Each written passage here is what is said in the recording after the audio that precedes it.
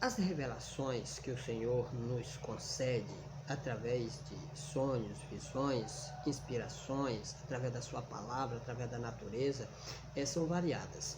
Como nós entender e descobrir, né, se elas vêm realmente de Deus ou não? Bom, primeiro nós temos que estar com a nossa vida em dia. Somos pecadores, né? Nós somos pecadores, então o inimigo ele pode nos usar. Assim como usou Pedro, né? Cristo disse, olha, nós estamos subindo para Jerusalém e o Filho do Homem será entregue. Então, Pedro, quando ouviu aquilo, ele chamou Jesus, né? Chamou de Jesus e repreendeu Jesus. A Bíblia diz que ele repreendeu Jesus, disse, olha, não faça isso e tal. E ele não sabia que estava sendo usado pelo inimigo de Jesus. E Cristo disse, o Senhor, eu te repreendo, Satanás. Entendeu? Então nós temos que ter muito cuidado. Primeiro nós temos que estar com a nossa vida em dias com Deus. Somos pecadores, mas reconhecer que somos pecadores e lutar desesperadamente pela graça de Cristo contra esses pecados que tentam invadir a nossa alma. Ok? Então, os sonhos, principalmente sonhos. Nós tivemos muitos, né, homens que sonhavam e que Deus falava com ele através do sonho. Como saber? Primeiro tem que estar com a vida em dias, porque o Espírito Santo é dado àqueles que lhe obedecem. Né? Me parece que Atos 5:32 parece. O Espírito Santo é dado àqueles que lhe obedecem. Então, quem dá os sonhos ou é o Espírito Santo ou é um espírito imundo. Então nós temos que saber. No tempo de Jeremias, houve uma inundação de sonhos, né? Falsos sonhos. Jeremias recebia diretamente as palavras de Deus e anunciava ao povo que Jerusalém estava prestes a ser entregue nas mãos de Nabucodonosor. Aí Satanás suscitava falsos profetas que tinham falsos sonhos, falsas revelações, por que Satanás faz isso? Para contradizer, neutralizar ou tentar neutralizar a obra de Deus através do seu verdadeiro profeta. Então, nesses últimos dias vocês podem ter certeza que vai ter sonho para tudo quanto é lado, para tentar neutralizar, né, as revelações de Deus. Deus dá revelações ou tudo está aqui dentro da Bíblia? Não, a Bíblia não fala isso. Deus dá revelações. Por que existe profeta? Profeta é aquele que profetiza o futuro. O que é profecia? É a revelação do futuro. Quando se fala profeta, é uma pessoa com a capacidade, né, pela graça de Deus e pela presença do Espírito, ou é uma pessoa, em outras palavras, que o Espírito Santo usa para aquele fim específico, revelar o futuro para a sua igreja. E isso é profeta. Entendeu? Mas não é só os profetas que têm revelações. Deus pode usar qualquer pessoa, né, para ter uma revelação. Por exemplo, nós tivemos um problema sério em 2018, parece, em uma das nossas igrejas, né? E uma senhora, quando a gente foi para o pequeno grupo, uma senhora disse assim, eu tive um sonho, e ela estava assim meio fora, que quer dizer, os sonhos que Deus dá chamam a atenção. Lágrimas caem, tá entendendo? E eu vou dar aqui o horário, tudo baseado na Bíblia Sagrada. Então, observa bem. E ela disse, olha, eu vi um buraco negro dentro da nossa igreja, um buraco com uma ventania, tipo um redemoinho puxando e sugava todo mundo para dentro do buraco. E eu me segurei, meu esposo parece que segurou na grade, não sei. E antes dela cair, ela acordou. E isso não passou uma semana, né? Você sabe que vento significa contendas. Então aconteceu exatamente como ela falou, só que foi falado para ela de modo simbólico. Primeiro, o sonho que Deus dá sempre é simbólico, e principalmente nos últimos dias. Eles não vão ter sonhos literais. Satanás ele dá literal porque ele quer chamar logo a atenção. Deus não. Ele quer que você busque a presença dele para decifrar o sonho. Busque. Todo sonho, toda revelação de Deus deve estar de acordo e baseado nas Escrituras Sagradas. Através dos símbolos, é simples você decifrar um sonho, é só conhecer os símbolos proféticos. Por exemplo, animal. O que significa animal? Animal significa pessoas ou reinos. Entendeu? Cristo, o leão da tribo de Judá. Satanás está andando em derredor como um leão. Dragão é Satanás. Cordeiro é Jesus, tá entendendo? Então, você conhecer os símbolos. O que significa ventos? Significa contendas, né? Discussões, guerras, né? Água significa povos, multidões, nações, né? Mar, continentes, um aglomerado de nações. Então, você conhecendo os símbolos, fica fácil de você entender as visões que o Senhor lhe dá. Existe visão. Quantos tipos de visões existem? Existem 2 tipos de visões. Existe uma que é dada de noite e você está dormindo.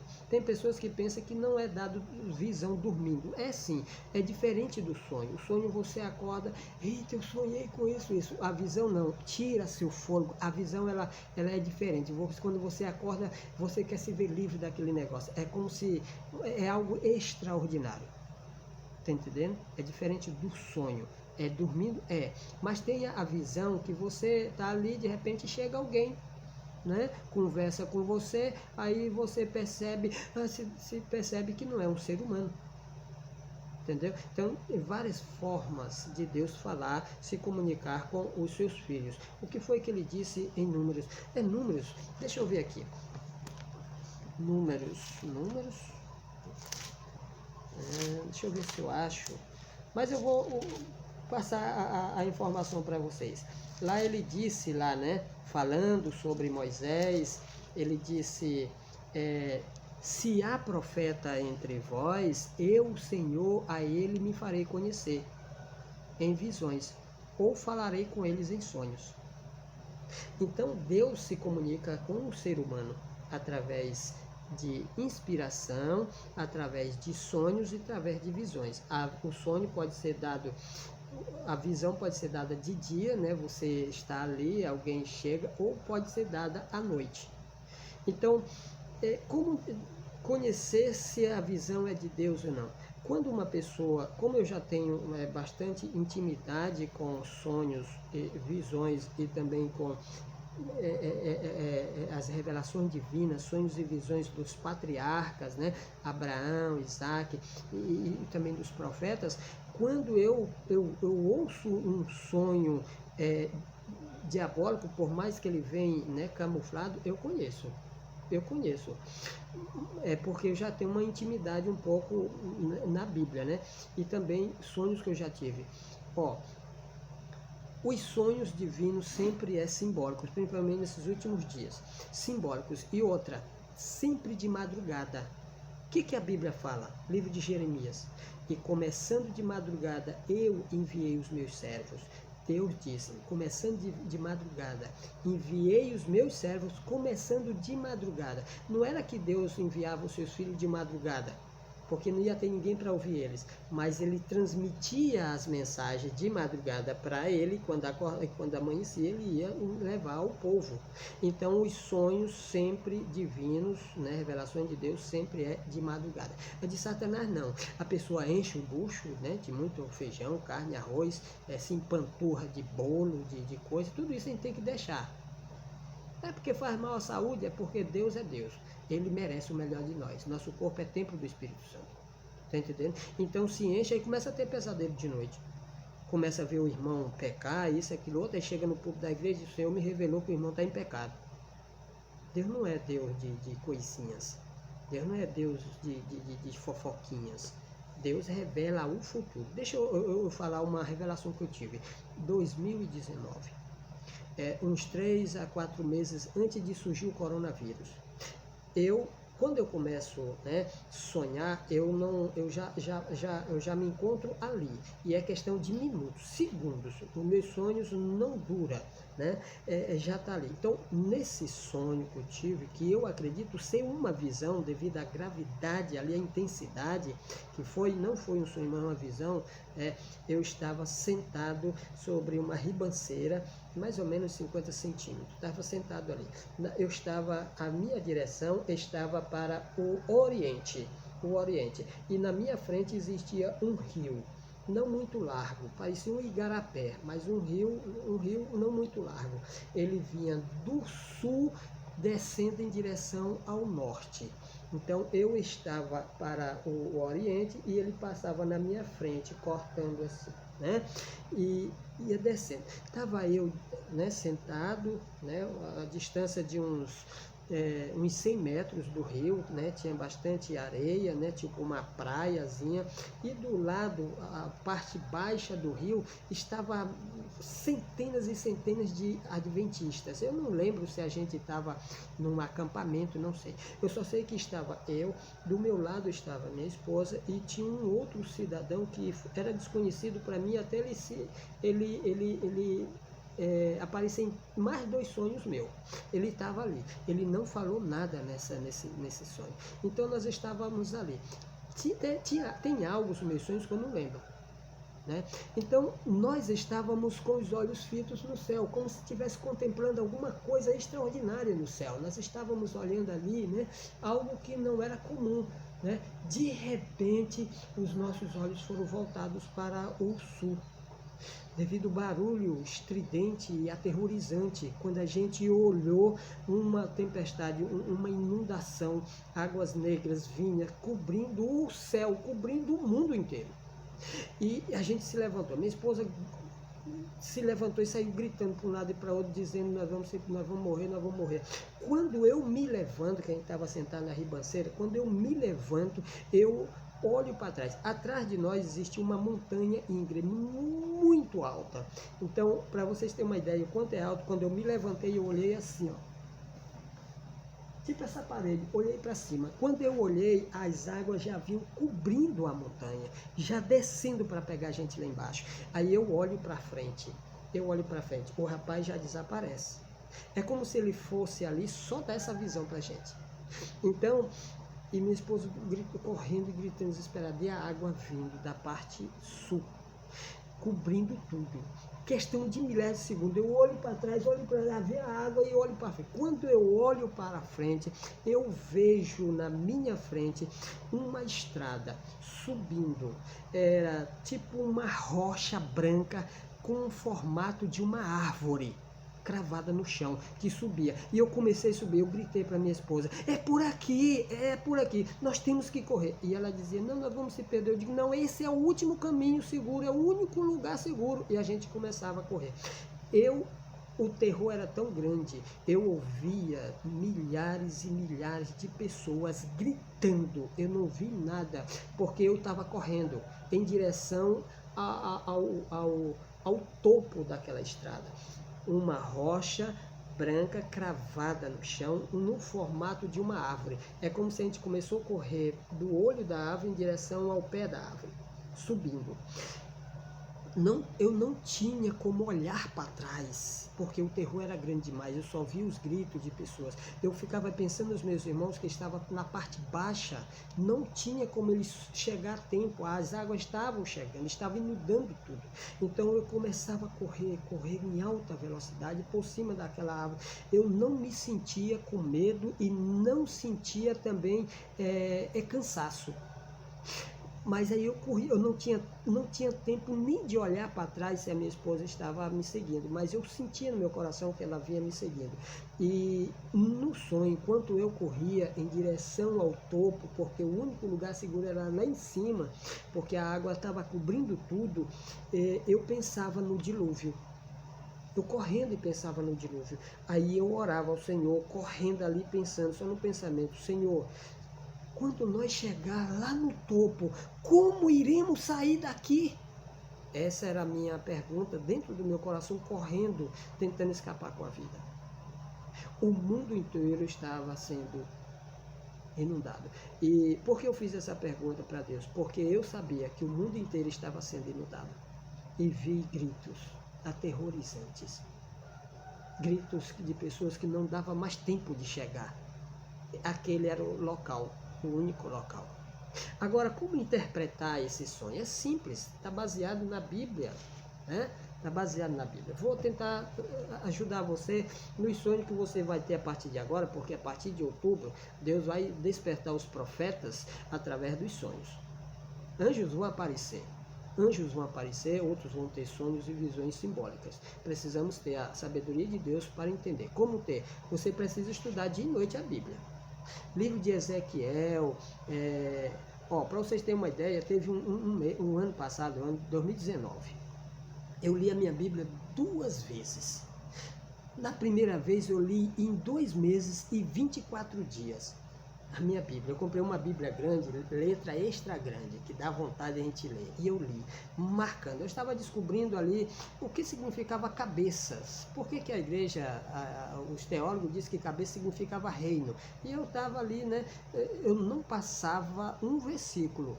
Não pulava uma vírgula. Eu li do começo ao fim, dentro de 2 meses e 24 dias.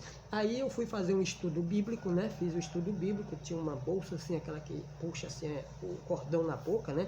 Aí coloquei, fiz o estudo bíblico. Eu só lembro que eu peguei a bolsa e coloquei as coisas dentro e coloquei nas costas. E essa Bíblia desapareceu e até hoje. Aí eu fiquei preocupado, eu digo, Senhor, mas por que você tirou minha Bíblia? Eu não lembro onde eu deixei a Bíblia. Voltei lá e disse, não, você saiu com a Bíblia nas costas, dentro da bolsa. Aí eu disse, eu já sei, Senhor. Você quer que eu compre outra Bíblia e leio? Pô, eu vou ler outra Bíblia. Eu tinha lido minha Bíblia em 2 meses e 24 dias. Aí eu fui lá para comprar uma Bíblia grande. Eu quero grande também, aquelas grandes, né? Preta, eu gosto de preta assim. Aí quando eu cheguei lá, não achei da cor que eu queria. Aí eu disse, rapaz, e agora? Aí eu olhei assim, vi um bocado de bíblias na linguagem espanhola, né? Como eu estava estudando bastante com alguns amigos venezuelanos, e a igreja, né, aqui na cidade de Boa Vista tinha surgido uma igreja dos venezuelanos, então eu disse, rapaz, sabe o seguinte, eu vou comprar uma Bíblia menor, a Bíblia grande era R$100 e poucos, e a outra era 66, parece, 60 e pouco. Eu vou comprar uma menor, não da letra extra grande, mas da letra grande, e o resto do dinheiro eu compro as Bíblias na linguagem espanhola para dar para os meus alunos, né? Aí eu comprei, parece que 3 Bíblias espanholas. Ela estava baratinho, parece que R$3 cada uma. E comprei essa. Cheguei em casa e comecei a ler. Vocês sabem quanto tempo eu passei lendo essa Bíblia?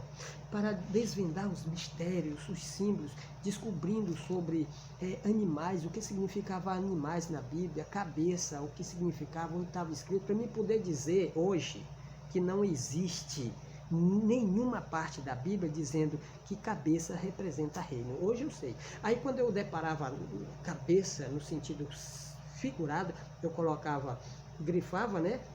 Marcava o texto e colocava em cima, né? Aqui, nome cabeças, que é para depois eu ficar sabendo. Então, aí eu comecei de novo a ler a Bíblia. Eu li essa Bíblia dentro de 1 mês e 24 dias. Foi. A primeira vez, isso tudo num ano, a primeira vez em 2 meses e 24. Eu digo, vou bater o recorde. Aí eu, né, e o Senhor me ajudou, porque eu sou pedreiro, aí faltou o serviço para mim, não tinha como eu trabalhar. E eu digo, pô, era de noite estudando. Né? Então você tem que se familiarizar com os símbolos da Bíblia, descobrir. A Igreja Adventista tem estudos sobre isso, né? Tem estudos que ensinam, né, os símbolos, o significado dos símbolos. Você precisa conhecer a Bíblia. Então quando você tem um sonho, vamos decifrar esse sonho que eu tive. O que representa a rocha? Aquele caminho branco que apareceu na minha frente. Eu olhei e vi a montanha. A água já vinha, né? E o que representa a água? Né? E principalmente a água chacoalhada pelos ventos. Então tudo isso tem um significado, né? Terror entre as nações. A água significa nações, ela sendo jogada para um lado e para outro. Terror entre as nações, contendas carnificinas, tanto da natureza como pode ser entre as próprias nações, guerras, tá entendendo? Rocha representa Jesus e a sua palavra. Eu, disse Cristo, compararei aqueles que ouvem as minhas palavras e as pratica com uma rocha. Com aquela pessoa que alicerça, que cria, o que forma, o que constrói a sua casa sobre a rocha. Então, o que ele disse, aqueles que ouvem as minhas palavras e praticam, compararei com aquele que edifica a sua casa sobre a rocha.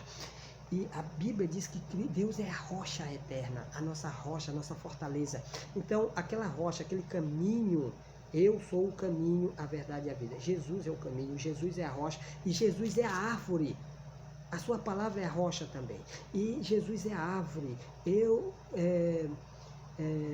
eu sou a videira verdadeira, meu pai é o agricultor, vós sois os ramos. Então ali, o que Deus estava me revelando, que no terror, para enfrentar o terror, só tem um lugar seguro na terra: Jesus e a sua palavra. Jesus era o caminho, aquele caminho estreito ali em direção à segurança. Era lá em cima, tinha assim um localzinho, porque a árvore, ela ia, se você vê uma árvore caída no chão, o olho é estreito, aí ela vai enlarguecendo, né?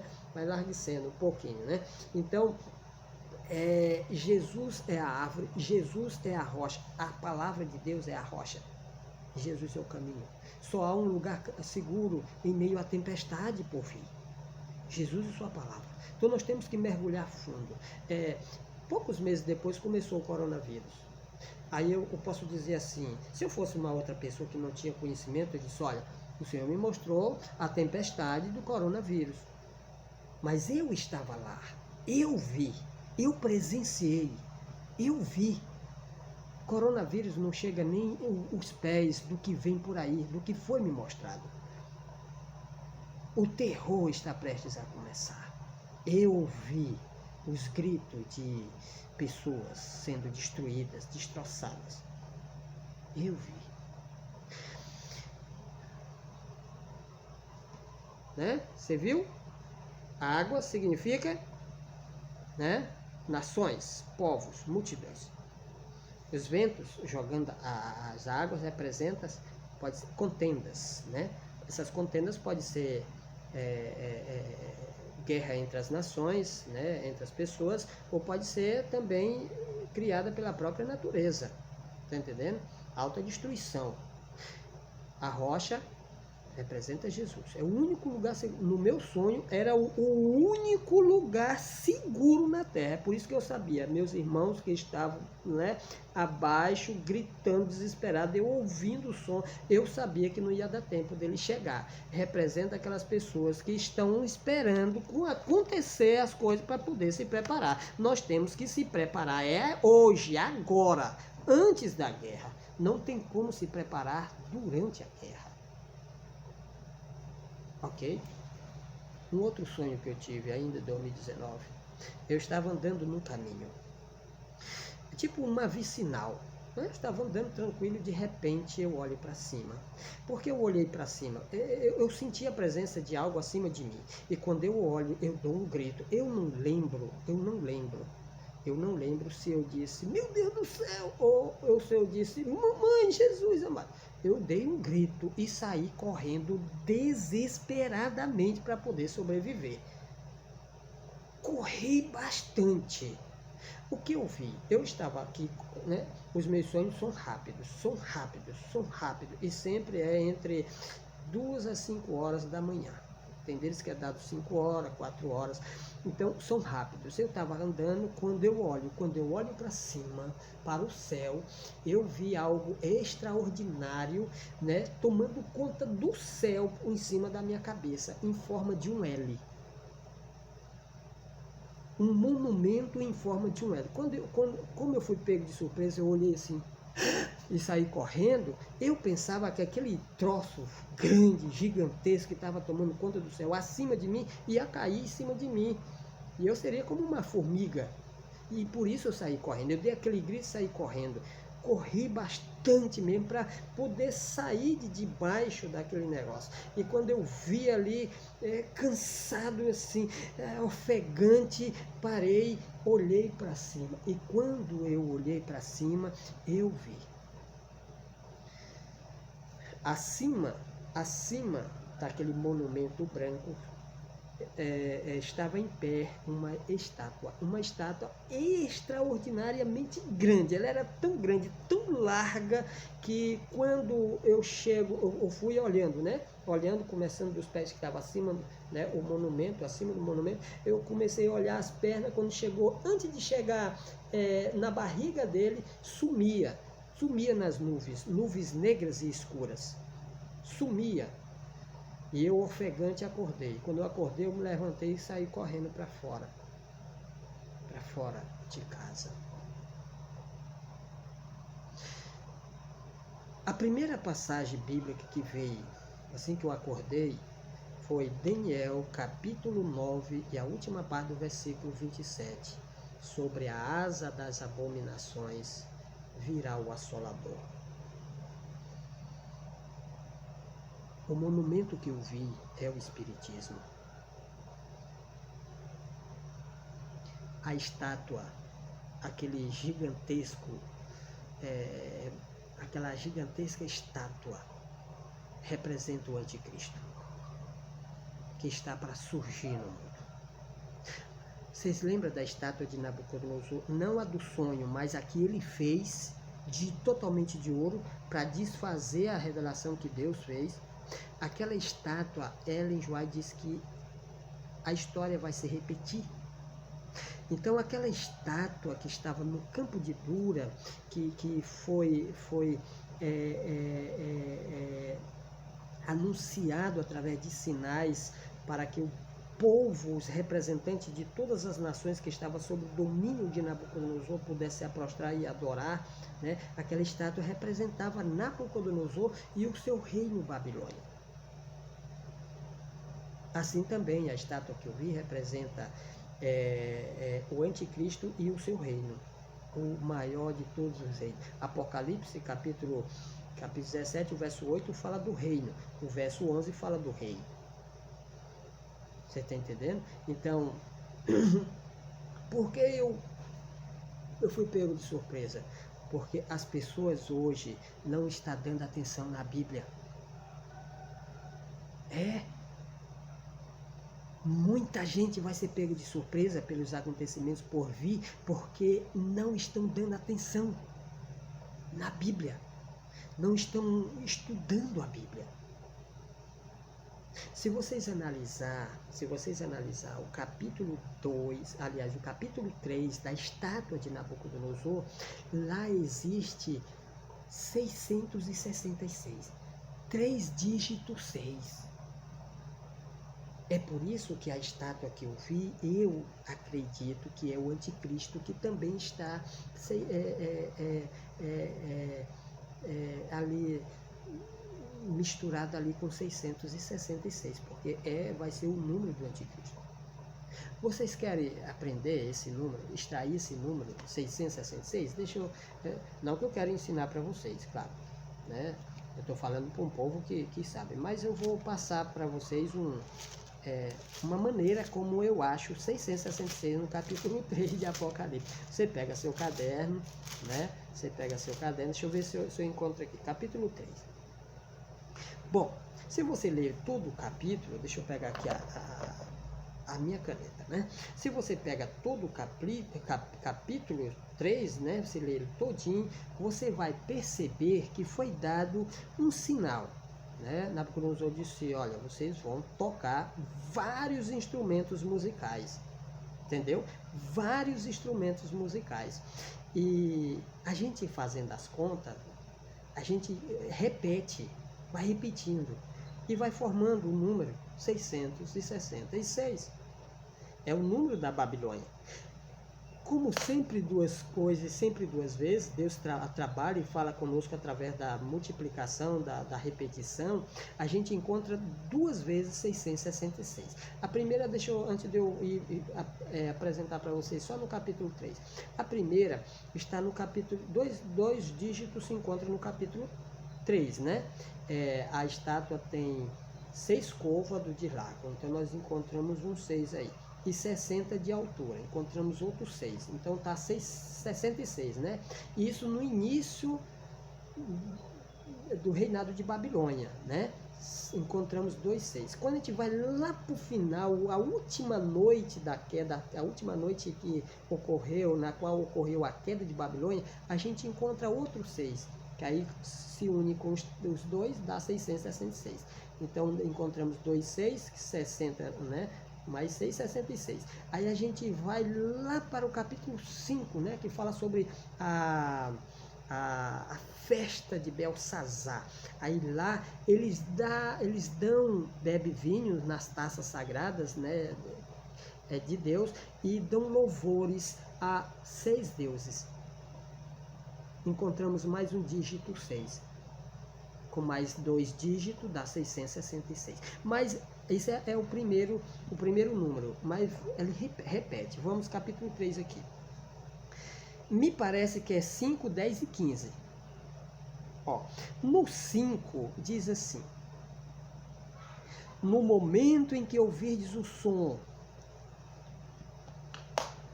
da trombeta, deixa eu ver aqui, do pífaro, da harpa, da cítara, da gaita do saltério, da gaita de foles. 6.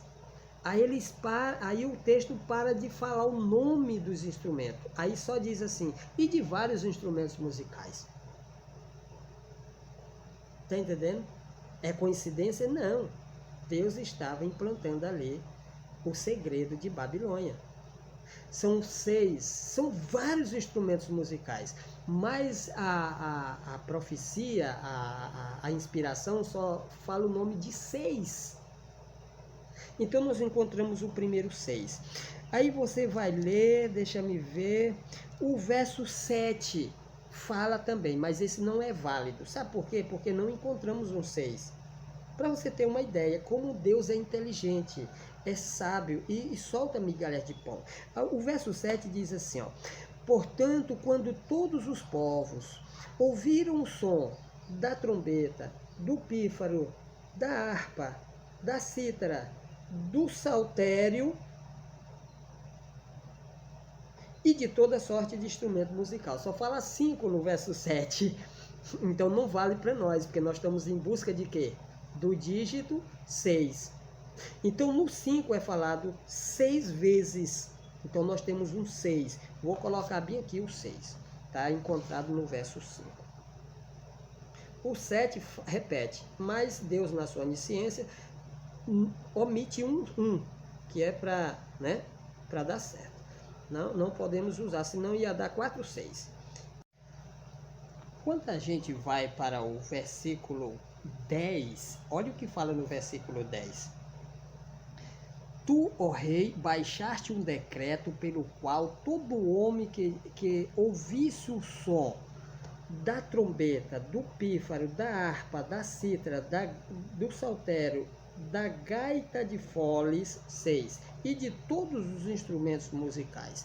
Então nós encontramos aqui mais um 6. Nós já temos agora 66. Repete em fases diferentes, mas repete.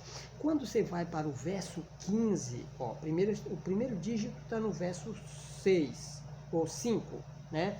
Fala 6 nomes de instrumentos musical. Dentro de vários instrumentos só fala 6, o nome de 6. No verso 10, de vários instrumentos, dentre vários instrumentos só fala o nome de 6. Então nós temos 66. No verso 15, repete, já em outra, em outra fase já ali da história. Aí diz aqui no verso 15, isso já o rei falando, né? Já o rei. Primeiro, que quem fala é o homem. Olha, eu vou dar um sinal aqui para vocês, no verso 15. Vou dar um sinal aqui para vocês. Quando vocês ouvirem, vocês vão se prostrar. Aí 3 deles se recusa, né? Aí chega no verso 5, no verso 10. Já, deixa eu ver aqui, no verso 10 já é acusação, né? Acusação daqueles que viram, né? Eita, eu vou já lá. Vocês, aqueles 3 ali, não se curvaram, eu vou lá. Aí eles correram lá e falaram, já é acusação. No verso 5 é dado sinal, no verso 10, por se recusar, né, a adorar, eles são acusados, e no verso 15 já é o rei, já é a sentença final. No verso 5 nós encontramos outros dígitos 6, olha o que diz aqui, agora pois, estáis dispostos, e quando ouvirdes o som, já era o rei falando para os 3 que haviam se recusado, e quando ouviu o som da trombeta, do pífaro, da cítara, da harpa, do saltério, da gaita de foles, prostrai-vos. 6. Então nós temos mais um dígito 6, dando exatamente em relação à adoração, à falsa adoração, à estátua 666. Então, a estátua do meu sonho representa o homem, cujo número é 666. O nome dele, Apocalipse 16. Apocalipse 13, o versículo... os últimos versículos do capítulo, parece que é o 11, tem o 11, começa a falar da besta que sobe da terra, o versículo 17, né? 16, 17 e 18, fala do número, lá fala que é o número da besta, é o número de um homem, é o número do seu nome. Então, a estátua do meu sonho, o monumento branco que eu vi representa o Espiritismo, sobre a asa das abominações, virá o assolador. Assolador. Abominações, assolador. Abominações, assolador. Tem a ver com os 666. A mesma estátua, apenas a história vai se repetir nesses últimos dias. Então, nós temos que saber se comunicar com o nosso Deus. Ele se comunica conosco. Nós nos comunicamos com ele através do estudo da Bíblia. E através da oração. Ele se comunica conosco também está através do estudo da Bíblia. E através de revelações, inspiração. Quando você aprende a se comunicar com Deus, se coloca nas mãos de Deus, estando sensível à sua voz, a inspiração. O Espírito Santo fala com você na sua mente. Você tem que aprender a ouvir a voz do Espírito Santo, porque Satanás ele é sagaz. Você tem que saber discernir, entendeu? Então, todo sonho, toda inspiração, toda revelação tem que estar de acordo com a Bíblia. Mas marca data não está de acordo com a Bíblia. E olha, nós tivemos aqui quantas mensagens? 11 mensagens falando de um Deus que marca datas. Então está de acordo com a Bíblia. Quem é o homem para dizer para mim que eu não posso marcar data? Na verdade, eu não posso marcar data. Mas se Deus me revelar uma data, ai de mim se eu não anunciar ao mundo. Porque quando ele revelar algo para você, ele não quer que você seja egoísta, não. Guarda só para você. Ele quer que você anuncie. Você é apenas um porta-voz. Um meio de comunicação através do qual Deus pode se comunicar com as pessoas, com o seu povo, com o mundo. Deus não aparece no mundo dizendo, gente, é o seguinte, meu filho está voltando. Não, ele se comunica com os seres humanos através de seres humanos, ele usa seres humanos. Aqueles anjos do capítulo 14 voando pelo meio do céu representam os mensageiros de Deus. Não são anjos, porque a palavra anjo significa mensageiro. Mensageiro pode ser celestial, né, os anjos celestiais, ou terrestre, anjos terrestres. Né? Então nós temos que ter cuidado, né? Muito, muito cuidado. E eu tive um outro sonho, esse é o último para me encerrar. Quando eu começo a sonhar, eu já estou no local já. Eu já me encontro no local. Eu tive muitas e muitas revelações simbólicas. E graças a Deus o Senhor me deu a sabedoria para decifrar, né, os códigos, né? O meu último, que é em relação ao meu filho, que eu ainda vou contar aqui depois, desculpa, esse custou, porque eu tinha vontade de descobrir a idade que ele tinha. Porque se eu descobrisse a idade que ele tinha, eu ia descobrir muita coisa. Através da idade, eu cheguei à conclusão, presta atenção, parece loucura, parece assim, heresia, mas através da única data que o Senhor me deu, usando, né, como instrumento o meu filho, ou o nascimento, a data de nascimento do meu filho, eu descobri que Bento XVI vai morrer mais ou menos em 2028. Por que eu estou contando isso para vocês? Ele está cercado de vírus assassinos. E os vírus assassinos estão matando todos os velhinhos. E ele tem 93 anos, Bento XVI. Então, eu posso dizer com toda firmeza, pelos cálculos que eu fiz, que o Senhor me revelou. É uma revelação, porque a gente não faz nada, descobre essas coisas sem a ajuda do Espírito de Deus. Então, eu estou falando para você. Eu podia não falar. E se esse homem morre atacado pelo vírus? Aí eu vou passar vergonha, eu tenho muitos vídeos que eu coloquei em nome de Jesus no YouTube. Mas eu tenho uma fé tão grande na inspiração que Deus me deu, que eu estou falando para vocês. Ele vai morrer só em 2028. Quando ele morre, o último Papa da história, esse dito cujo que foi mostrado a mim, de maneira extraordinária. Por que eu falo muito nele assim, de uma maneira extraordinária? Porque o anjo Gabriel, o anjo mais poderoso do céu, e também Miguel, que estava presente nas visões ali de Daniel, ele focalizava esse dito cujo desde o capítulo 7. Toda a visão, no finalzinho da visão, ele focaliza o anticristo. Ele será terrível, ele será a essência de tudo. Foi me mostrado, e o que foi me mostrado, o que eu vi, era aterrorizante.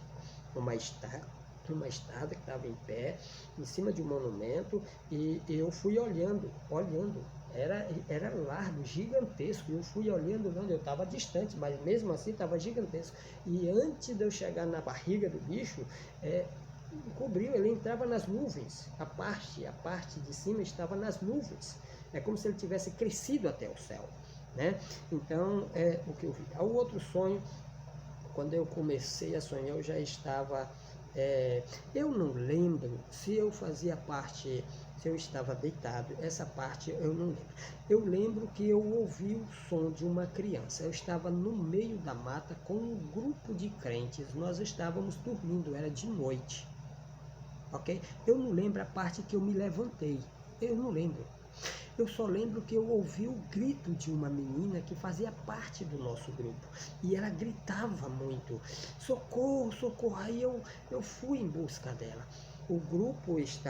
Nosso grupo estava todos dormindo porque era noite. E nós estávamos à beira da entrada de uma mata, tipo uma baixada. E eu sabia que dentro daquela baixada existia todo tipo de animais ferozes, comedor de gente. Era mais ou menos assim o sonho que eu tive. Então nós estávamos deitados bem na entrada da baixada, uma baixada escura, horripilante e aterrorizante, que existia todo tipo de bicho. Na minha cabeça existia um conhecimento dentro do sonho que lá existia leões, crocodilo, cobra gigante, tinha tudo enquanto lá dentro. Então eu fiquei aqui. Aí eu ouvi o som da menina, a menina tinha se levantado do grupo e tinha saído, né, gritando desesperado, aterrorizada.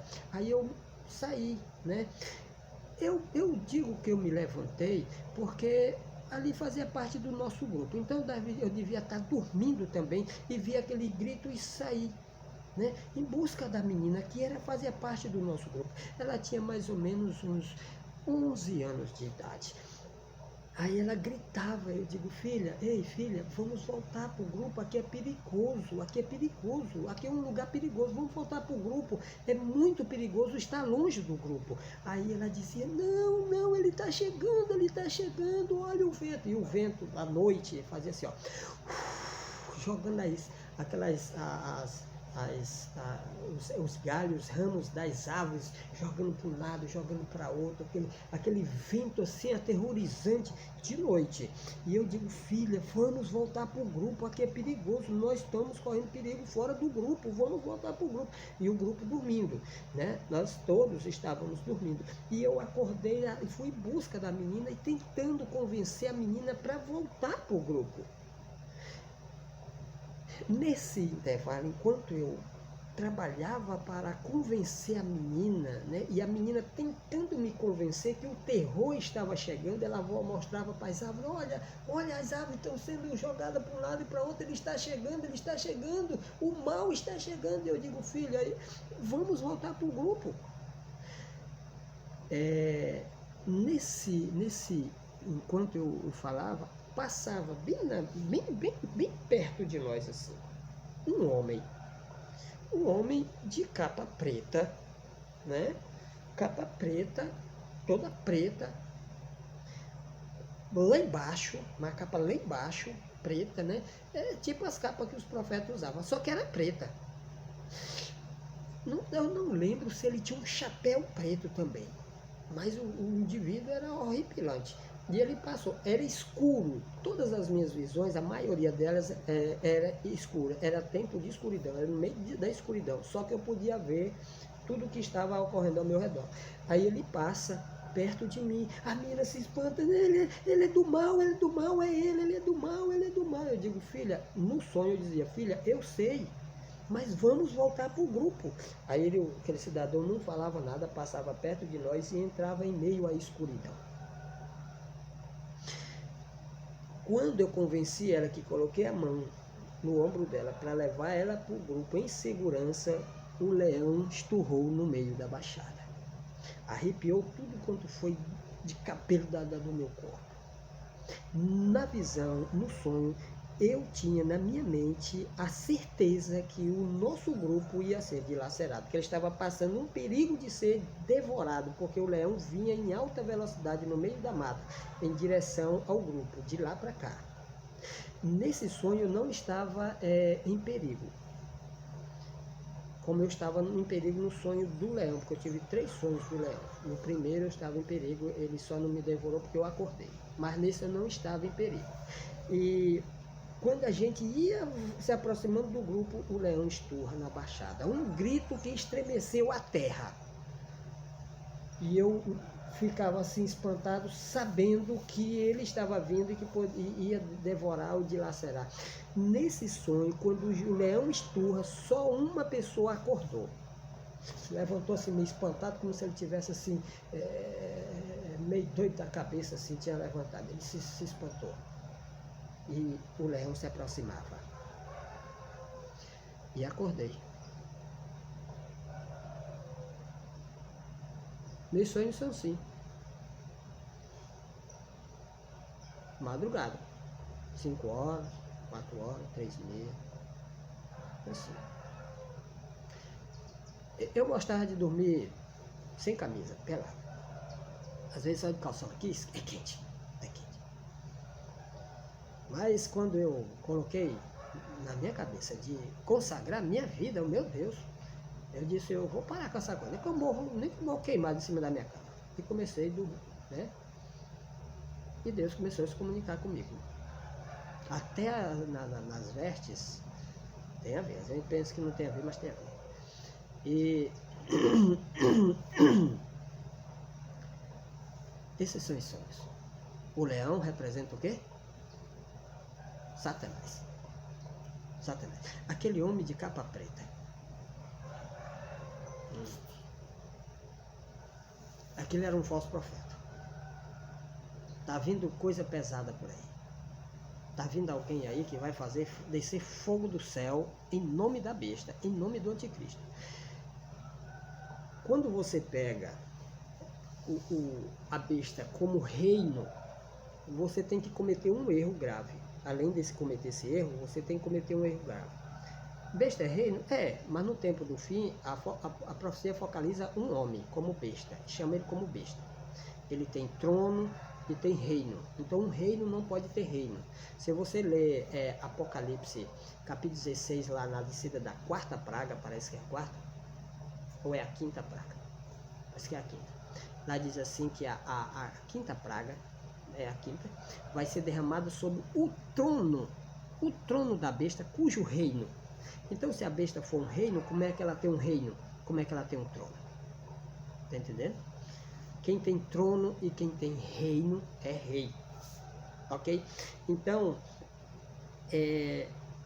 a Bíblia apresenta um homem, um falso profeta.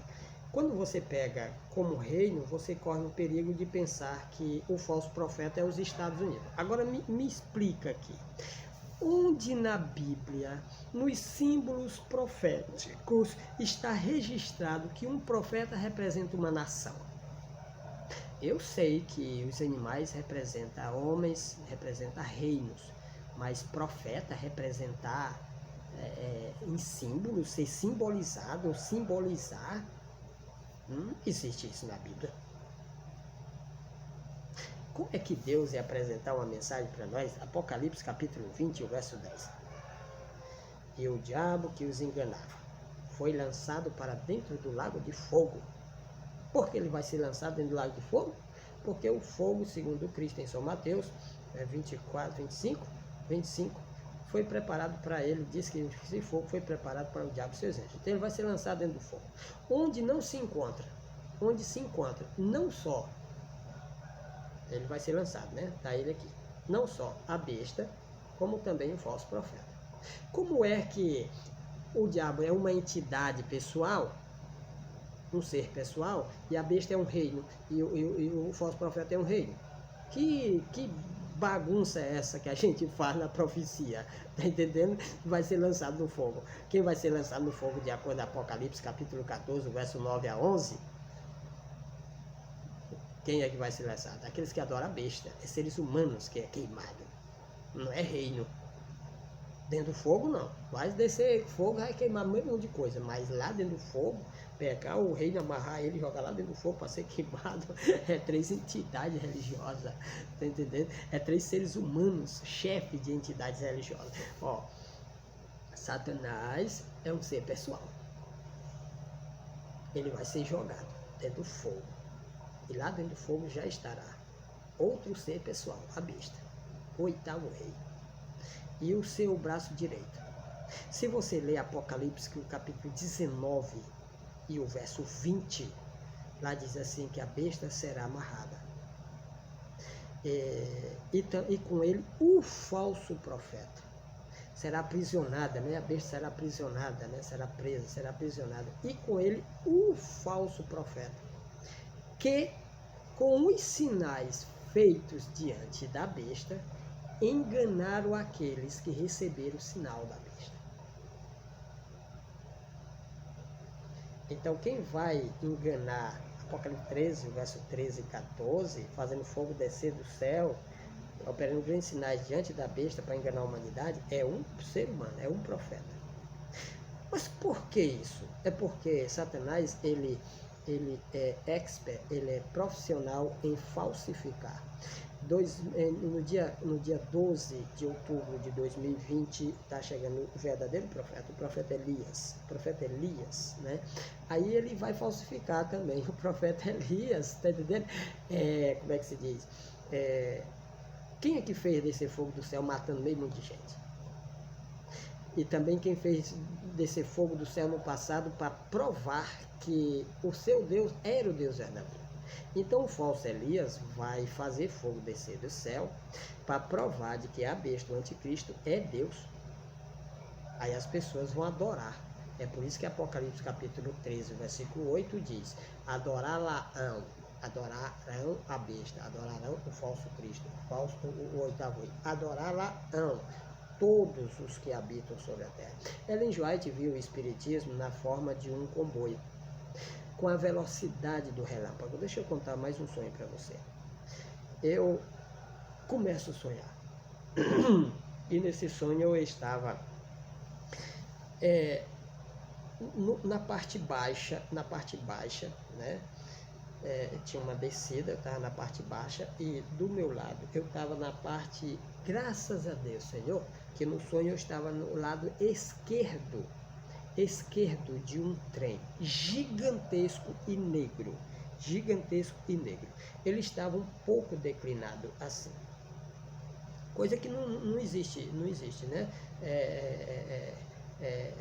Na realidade, o trem ele é bem posicionado ali na linha de trem, mas no meu sonho ele estava um pouco como se fosse um carro ali declinado, ali perto de um precipício. Então eu estava na parte baixa com muito medo. Eu estava com muito medo, porque eu estava na parte baixa e eu fiquei com medo que ele estava já querendo sair. E eu estava com medo de quando ele fosse sair, ele... É tipo o monumento que eu vi lá no céu e eu saí correndo pensando que ia cair em cima de mim. Aí eu ali com medo. Graças a Deus eu estava do lado esquerdo. Porque se eu estivesse do lado direito, eu ia ser amigo dele, né? Mas eu estava do lado esquerdo, é o contrário, né? Quando a gente está do lado direito de Deus, né? Nós estamos no lugar, né? Deus vai dividir os bodes, colocando as ovelhas para o lado direito e os bodes para o lado esquerdo. Então, eu estava do lado esquerdo daquele trem. Aquele trem ali do meu sonho representa também o espiritismo. Porque eu sei, porque Ellen White teve uma visão do metrô, do trem, com a velocidade do relâmpago, e o mundo inteiro ia sendo embarcado nele. Ela diz que é o espiritismo. Então, eu vi, eu sonhei com esse trem, porque antes dele sair, né? Antes dele sair, ela viu ele na velocidade da luz, né? Do relâmpago, indo em direção à perdição. Mas eu vi ele parado e vi o momento exato que ele saiu. E eu estava do lado esquerdo, graças a Deus por isso. Eu estava do lado esquerdo e ele estava um pouco declinado. É como se ele não conseguisse sair dali.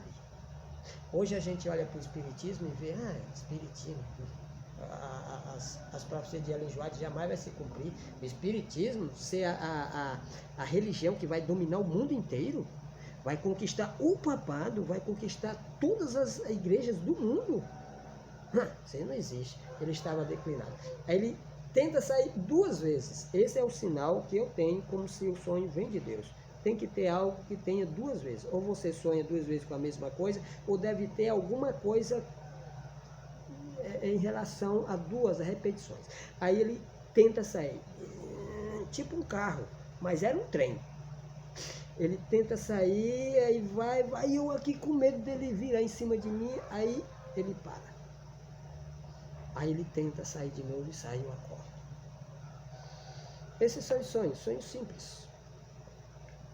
Simples. Como eu tenho um conhecimento, um pouco de conhecimento da Bíblia e do Espírito, para você, quando eu tenho um sonho eu já sei, né? Já sei. Aquele homem de capa preta, aquele é o falso profeta, e ele está chegando aí. E o grito da menina, aquela menina ali do meu sonho, ela representa o grito das profecias que está prestes a cumprir. Vocês lembram do grito da mulher que estava prestes a dar à luz? Aquele grito da mulher representava as profecias messiânicas que estava prestes a cumprir. O grito da mulher representa as profecias que estão prestes a se cumprir. A menina dizendo, está chegando o terror, e fez com que eu me levantasse e viesse em busca dela, representa o período crítico da minha história que eu passei. Porque eu não sou uma boa pessoa, mas fui levado a abandonar o pecado, abandonar uma vida injusta, a vida que eu levava, para poder andar em dias com meu Deus. Então, e comecei a estudar as profecias. Era o grito daquela menina, me chamando a atenção para o que estava acontecendo. Olha, o terror está chegando, olha o vento, está jogando, olha o vento. É ele, o indivíduo passou. Todos nós precisamos despertar. Todos nós precisamos despertar. Que Deus nos abençoe.